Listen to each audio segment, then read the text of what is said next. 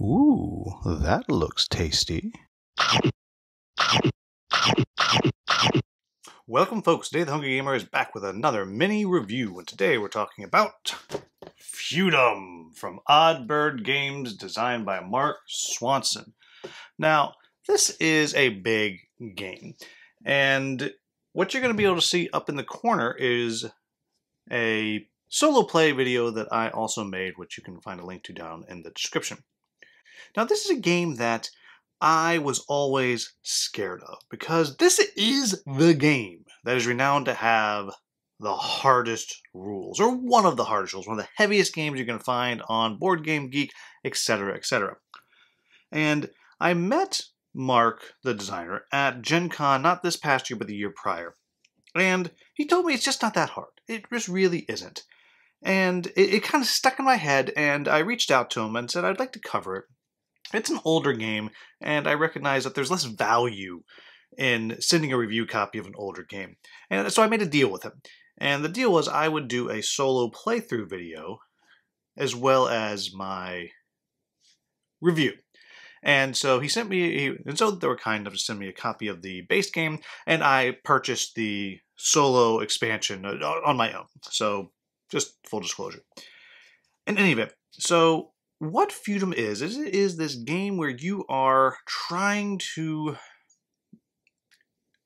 dominate the land, for want of a better term. And what you're doing is, in all these different regions, you are putting out your pawns. And your pawns might be a knight, they might be a monk, they might be a merchant, etc., etc. There's 6 different things they can be. And you're putting them out onto the board and taking control of these territories, small little territories in each region. And it might be a farm, an outpost, a city, or you can eventually improve it to a feudum, hence the name of the game. And every pawn you put out, and every feudum that you have, and then various little towns, once you're in a guild, will also kind of grow the power, is going to give you control of the guild. So if I have a monk out on the board, then I will have 1 power in the monk's guild. If I have 1 farmer on the board, I will have 1 power in the farmer's guild on the board. Then if I also control farms, I will get more power in the farmer's guild. If I control a feudum, I'm going to get 3 additional power in the farmer's guild. The reason that matters is, in each of the guilds, there will be a master, a journeyman, and a third spot. I forget what the third spot's called, but everyone's always allowed to buy things at the guild. But if you are the master of the guild, you can actually push items out of the guild into the guild next to it. And by doing that, you're changing what's available in the next guild. You're also going to be scoring points depending on what it is that you send in, because if you more completely fill the guild next to you, you're going to earn more points. If you're the journeyman, you can pull things into that guild. But you can't do both. So if I am the master, I can only push things. And that's really the big part of this game that you're doing, is you're manipulating these guilds, moving things around, scoring points that way. Now, the actual gameplay, you're going to pick 4 of your 10 cards each round to play. And these might be move your pawns. It might be improve an area, meaning I'll take an outpost and turn it into a farm. It's going to cost you some stuff, it's going to get you some points, and it's going to get you a land tile. And this is also the in-game trigger, because as you're playing through, you're going to be taking these tiles that are numbered on the bottom of the board, you're going to be taking them away, and as you take more and more away and reveal more of the next epoch, then that's going to trigger the next epic, round, era, whatever it's called, to trigger.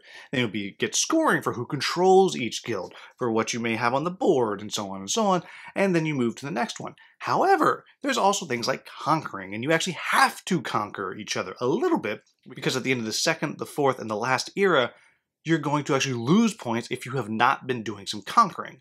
So there's that mixed into it as well. And you might, okay, there are a lot of things that you can do in this game. It's one of the reasons why it is considered so heavy, because first off, you have the guild pushing and pulling. That is complex to actually do well. It's a little bit complicated to understand what each thing does, but then you have these 10 different cards that you can use and how they interact and how each of the different pawns, if you have it on the board, you get a bonus, and so on and so on. But you're going to pick your 4 cards, you're going to play your 4 cards in any order that you want, but you have to pick from the 4 that you select at the beginning of the round. And then at the end of the round, you're going to have to feed your pawns. If you don't feed one, they die. Though you can also give them wine, which makes them drunk and they can't fight, but they get to stay on the board, and so on. Now, that is me barely scratching the surface of what is going on in this game. So, what do I like about this game? The first thing I like is I really do like the look of it. It's a very pretty board. It is a very pretty board. I cannot express that enough. It's so pretty. The next thing I like is it is unique in my collection. I don't have anything like it.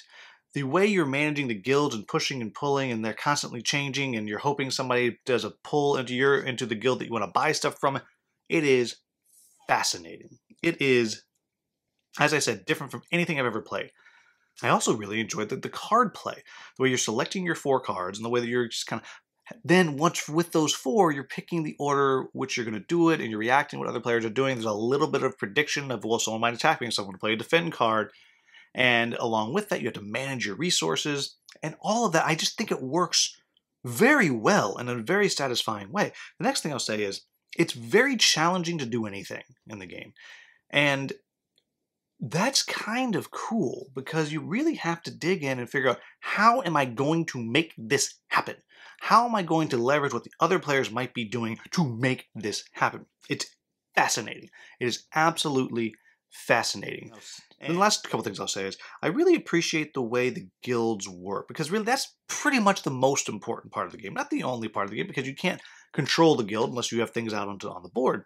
But the fact that that is where you're going to get most of the points, and that's where you have to make sure you're keeping your focus, I really, really like the way that works. I like that that's the focus of the game, really, not so much the board in the middle of the map. That is less important to the game. So all of that I really like. And I also think the solo works pretty well. It's got a high level of randomness to it, and you can see in my video, I actually played several times.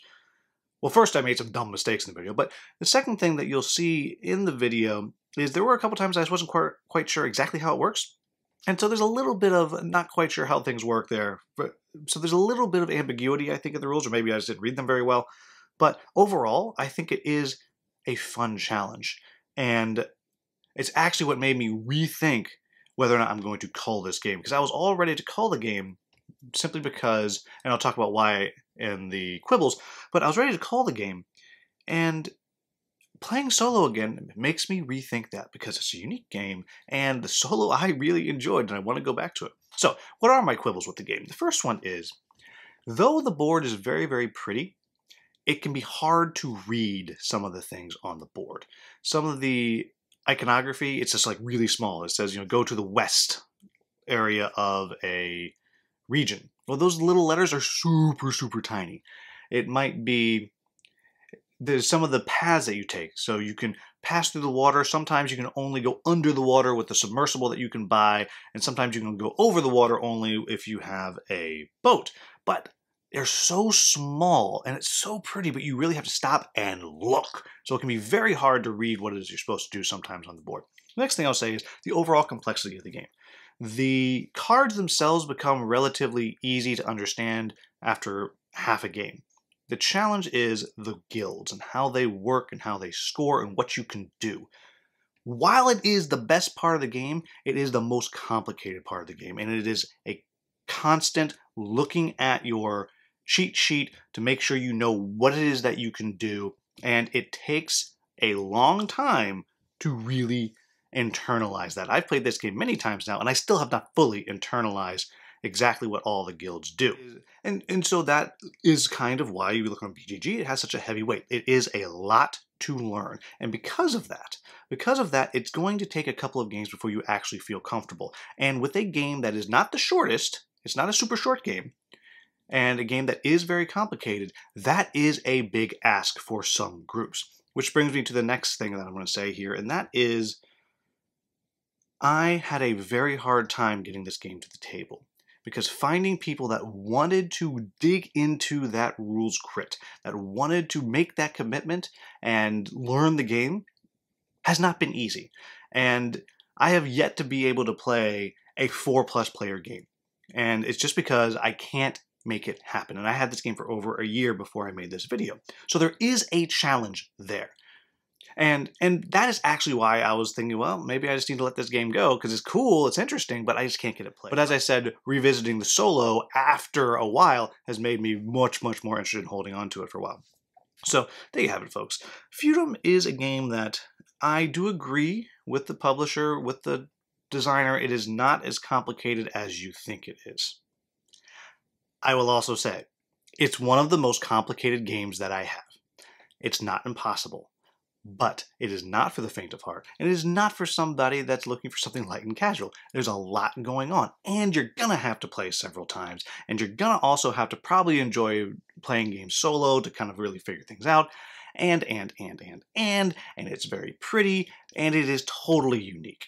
I've been thinking about it for 4 days now, because between I filmed my solo video and decided, okay, now I'm doing this, I've been thinking about it, and I cannot think of any game that I feel like, oh, yes, Feudum is like this. Sure, there's elements, but because of those guilds, it is a unique game, it's an interesting game, and it is one that if you are ready for that challenge, and there are people who are ready to take up that challenge with you, this is a game that you should definitely check out. So, there you have it, folks. As always, if you found this video useful, please like, subscribe, share, maybe become a channel member. As always, thank you so much for watching. Have a wonderful, wonderful day.